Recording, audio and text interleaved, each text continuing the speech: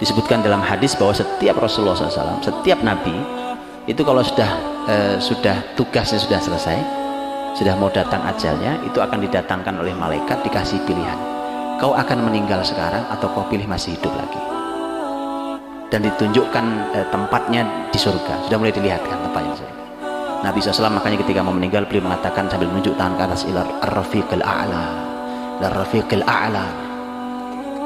Rafiqil a'la artinya saya memilih Allah SWT. Aisyah yang menyaksikan itu mengatakan, kalau begitu beliau tidak memilih kita, beliau lebih memilih kembali pada Allah SWT. Kan dikasih pilihan, mau tetap di sini terus kau lanjutkan atau kau menghadap. Kata Nabi, ilar rafiqil a'la, saya ingin kembali pada Allah, kerinduan pada Allah SWT, berjumpa Allah yang mengutusnya. Orang beriman meninggal itu bertemu Allah SWT, rindu pada Allah SWT. Saya Aisyah mengatakan beliau tidak milih kita lagi, beliau milih Allah SWT. Subhanallah, beliau sakit beberapa hari. Beliau merasakan tulang urat-urat nadi seperti putus. Ini kata Nabi gara-gara beliau makan racun tahun 7 Hijriah, diracun oleh Yahudi, wanita Yahudi yang membubuhkan racun di daging kambing. Hari ke hari beliau sakit, panas tinggi, berat sampai beliau tidak sanggup sholat lagi ke Masjid Nabawi. Nabi sampaikan, Abu Bakar gantikan jadi imam. Abu Bakar menjadi imam, penunjukan Rasulullah SAW, dan itu menjadi penunjukan kelak menjadi pemimpin menurut para ulama. Rasulullah SAW tidak sanggup ke masjid. Ketika Nabi merasa segar, maka Nabi dipapah oleh 2 orang ke masjid. Nabi paksakan diri saat sakit. Kita yang masih segar, subhanallah, Nabi sakit segar sedikit Nabi ke masjid, dipaksa Nabi dipapah 2 orang Nabi ke masjid. Tapi ketika sudah tidak lagi sanggup Nabi ke masjid, Nabi pingsan, sadar lagi, pingsan lagi, sadar lagi. Nabi meletakkan tangannya di air di sampingnya. Kata Nabi, inna lil mauti lasakarat, kematian itu benar-benar ada sekaratnya. Allah, panas, badannya panas sekali, dan beliau pingsan, sadar. Subhanallah. Rasul minta izin pada istri-istrinya, boleh nggak aku dirawat di rumah Aisyah? Semua istrinya mengizinkan Nabi dirawat di rumah Aisyah. Dan terakhir kalinya adalah Nabi SAW ada di pangkuan Aisyah radhiyallahu anha. Kata Aisyah, Rasul ada di pangkuanku saat beliau wafat.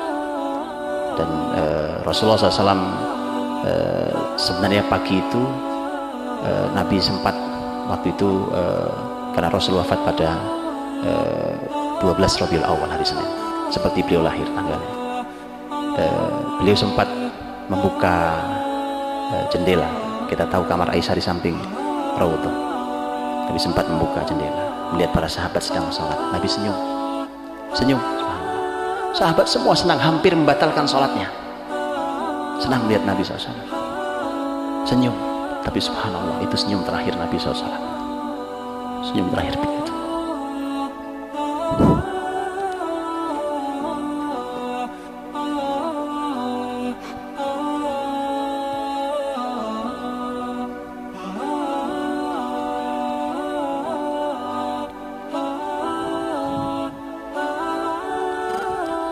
Hari terakhir Rasulullah SAW, senyum terakhir beliau. Sahabat yang menduga bahwa beliau akan sehat, ternyata adalah senyum terakhir beliau, semacam sebuah salam perpisahan. Dan Rasul wafat hari itu.